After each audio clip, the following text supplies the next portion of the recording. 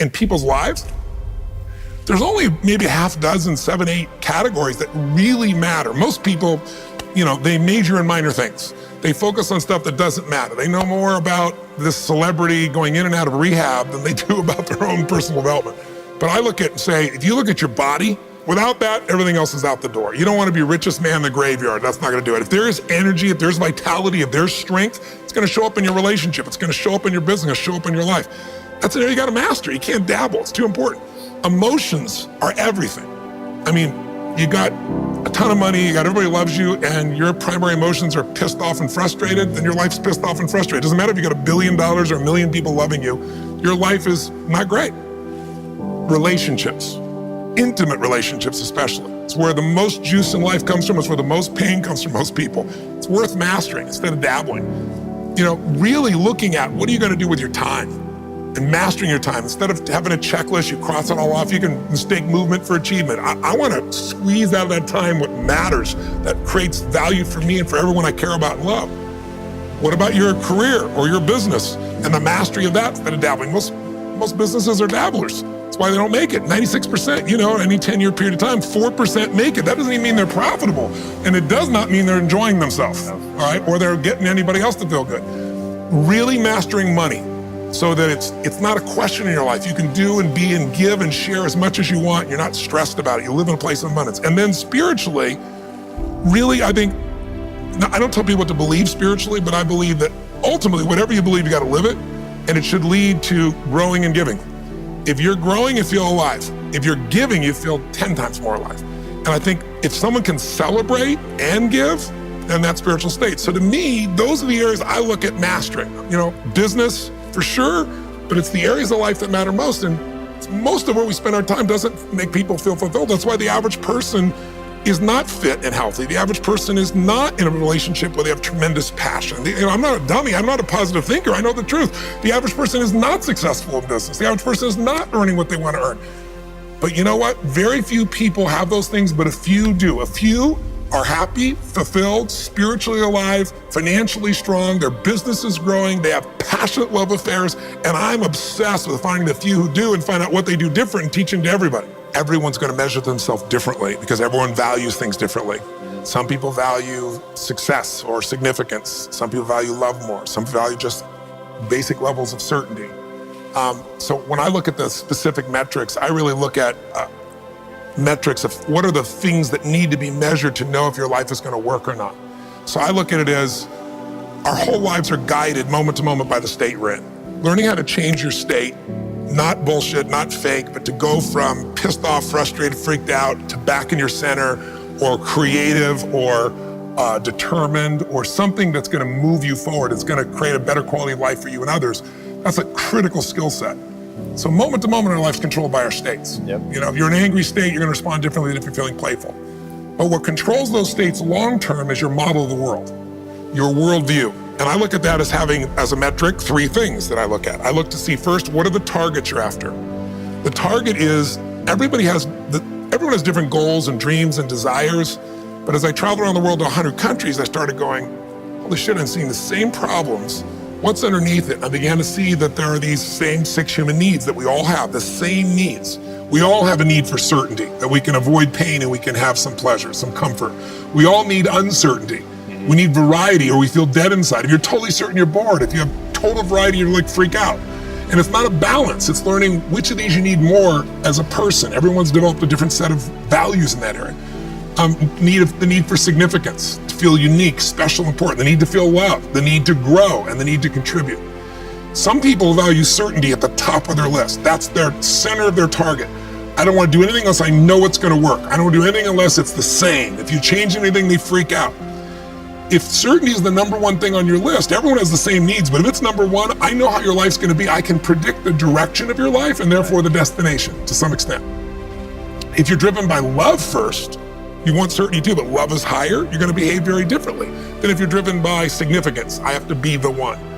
So I look to see which of those needs are the top 2 on your list because they control your life. Yep. The 2 that most people have, 90% of the planet, if you said, of all these needs, which one do you really focus on most day to day? Everybody wants love, but what do you focus on? Most people focus on being significant. We live in a Facebook world where people fake their life, put new filters, make it look different than it really is, tell stories that, are totally full of it to make themselves look good. Because we live in this kind of false world where significance is more important than love. And it separates us. And the other one that we see most often is certainty. People want to be certain before they can do something. You couldn't have started a business like you had if you were absolutely certain before you started. You can never build a business with that. You can never build a great relationship, because if it's based on certainty, then everybody's got to stay the same and never change, which means you're never going to grow, which means you're going to be miserable. Right. So my metrics are, I want to find out what's driving you. And I want to see, is it healthy or unhealthy? You can have two people be driven by significance, though, and do it with a different set of rules. That's the second piece I measure. The beliefs or rules of how to fulfill that target. But I want to be more clear about something. An extraordinary life is life on your terms, and there's two parts. Part one to have an extraordinary life is mastering the skill of the science of achievement. How do I take what I envision and make it real? And how do I do that quicker, faster, better, easier? The ability to manifest what you come up with and make it real, like you've done with your company, yes, that's a skill set. I spend an unbelievable amount of time helping people do it faster, quicker, better, showing them the shortcuts, teaching them the strategies, modeling what works so you can save yourself a decade. But I would submit to you that having done this for 38 years with, 50 million people at this stage, I can tell you that the science of achievement, there are a lot of people that are damn good at that, and they still don't have an extraordinary life. They have an extraordinary life. You see it as extraordinary, but I get the phone call from the multi-billionaire who tells me he wants to do this thing on his business, but what he really find out is he's miserable as hell, and he's hoping somehow I'm gonna rub off on him on that side too. Right. And so I give him what he asked for, the change in his business, but I also give him what he needs, which is the change inside of him. So the second skill is the art of fulfillment. If you want an extraordinary life, you can't just achieve, you gotta be fulfilled. As simplistic as that sounds, but it's an art. It's not a science. Sure. It's a science to making money, come on. Any age, any color, any background, any gender, if you do these things, you'll have an abundance of money. You do these things, you're gonna have too much month at the end of the money. You're gonna have financial stress, right? Body. Everyone's biochemically different, but you and I both know there's fundamental rules, laws. There's a science to the body. You violate that science, you're gonna have disease, you're gonna have low energy. You align with that, you're gonna have an abundance of energy. It's gonna affect everything in your life. It's a science. Fulfillment's not like that. Fulfillment is as different as our human beings. You wanna know what God or the universe likes? Look at the jungle, look at the forest. Right. It's diverse, right? So most people think, well, I wanna get that, because they've been modeling somebody else, and that might work on how to achieve something. It'll never work for what to fulfill you. How many people you know, like you, got what you thought you wanted and you weren't fulfilled? Right. And that, I always tell people, success without fulfillment is the ultimate failure. The ultimate failure, because if you go at something and you fail and you're an achiever, you don't fail. You go, I learned something, I'll just try something else. Right. I'm gonna still get there. But when you succeed and you're not happy, so a perfect example of this, I mentioned in the seminar you were there because it hit me about a year and a month ago, we lost what I consider a national treasure, Robin Williams. And I asked people, how many of you love Robin Williams? Everybody raised their hand all around the world, right? He made people laugh, people were touched by him. So how good was he at the science of achievement? I mean, he wanted to be a great comedian, make the whole world laugh, he did. He wanted to have his own TV show, he did. He wanted the #1 show, he did it. He wanted to make movies, he did. He wanted to have an Academy Award for not being funny. Dramatic, and he did it, right? He did it, yeah. He said he wanted a beautiful family. He achieved everything, and he hung himself. That's crazy. And I know recently someone's saying, well, he had dementia, he had drug abuse, he had alcohol abuse most of his life because he made everybody happy but whom? Himself. That's the ultimate failure. So if I had no other message to offer your viewers, and you let me give it to them right now, I'll tell you what I believe. I believe our lives are controlled by one force, decisions. I certainly believe in force greater than myself, call it God if you will, grace, whatever you want to call it, the universe. But I also believe it gives us choices. And the decisions we make control us much more than the conditions we meet. It's not the conditions, it's your decisions. Decisions of what to believe, decisions of what to do, decisions of what to give. I say to people, think about, look back 10 years ago, 5 years ago, 15 years ago, and think of a decision you made. That if you would have made a different decision, you'd have a totally different life today. Better or worse, I don't know, but totally different. The most important decision you can make above any on the face of the earth is deciding that no matter what happens in your life, no matter what happens, you're gonna live in a beautiful state. The decision to say, I am not going to suffer. That if suffering arises, pain's one thing, suffering's another.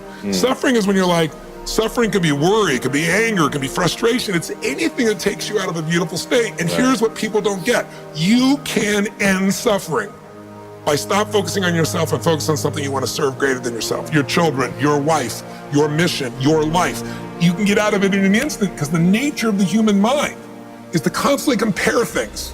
Your mind, your brain is a 2 million year old device, and it is not designed to make you happy. It's designed to make you, it's designed to make you survive. Right. And that's why it's always looking for what's wrong. But it used to be what's wrong, a saber-toothed tiger, so I can protect myself. Now people are worried about what people think about them, or do they have enough money when 2/3 of the planet lives on $2 a day, and you're making $38,000, you're rich. The poorest of the poor in our country are considered rich. I'm not saying they should stay that way. Right. But you can only build on success. My goal would have you consider something. Life is short. We don't know how short it's gonna be.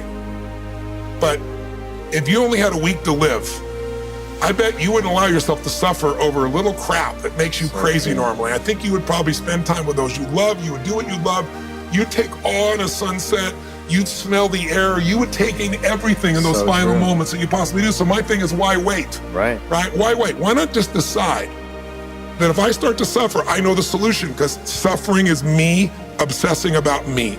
You might say, it's not me, I'm worried about my kids because they're not doing well. No, you're worried that you haven't done enough for your kids. It's about you still, right? Yes. You know, you're worried about what was done or what you should have done or what shouldn't have done. And you can end that in an instant by becoming aware of it and saying, I have made the most important decision of all. Right. I'm gonna live in a beautiful state. Because here's what's gonna happen. Anybody watching, you may lose a family member, you probably will. Somebody may get cancer. Your business the government might change the rules. They might change things radically that you can't even do anything about it. You might go bankrupt. You might get divorced. I'm not saying anybody will, but no one knows what's gonna really happen in your life. Life's full of uncertainty, but here's what you can know. You can decide no matter what happens, you could have a great time. If somebody like Viktor Frankl can be locked up in Auschwitz and come out of that and experience finding joy in the middle of Auschwitz, then human beings have a capacity they've undersold themselves on. We think that the outside world determines how we feel. If people have to behave a certain way, if your husband or your wife or your kids or your coworkers or whoever, your boss, has to behave a certain way for you to be happy, and if they don't, you're unhappy, then you're always gonna be unhappy, because the more people around you, the more they're gonna change that, because they're all human, right? My invitation is, as great as it is to achieve, more important to enjoy. Right. And if you can enjoy every moment in that state, when you're feeling loving and playful and passionate and curious and awe, you treat other people 100 times better than when you're feeling frustrated, pissed off, overwhelmed, worried, stressed, or feeling sorry for yourself. Right. You're gonna be a better parent, you're gonna be a better lover, you're gonna be a better business person, you're gonna have a better life. So my soliloquy is, decide. Decide today and actually say, what if I cut it off? What if I said, I'm not willing to settle and I'm just gonna live in a beautiful state? Doesn't mean you won't feel bad, it doesn't mean you won't stay there. You instantly change. But what the hell is success? It's hitting an expectation. And I always tell people, man, trade your expectations for appreciation, and it's a whole new world instantly. If you can appreciate this moment, if you can't find ecstasy in this moment, in a conversation with a friend and looking in your wife's eyes, being with your children, going on a run, if you can't find ecstasy now, I'm here to tell you, more money, more people, more love, more business, more anything is not gonna give you more ecstasy. If you can't do it here now, you're not gonna do it there when you got more. So why not do it now and have a rich life right now? I tell people, money, that's one thing. Like having financial abundance, there's skills, that's a science. But wealth, it's a decision. It's like, you can be wealthy right now. I live in Fiji a good portion of the time. There are these villagers there.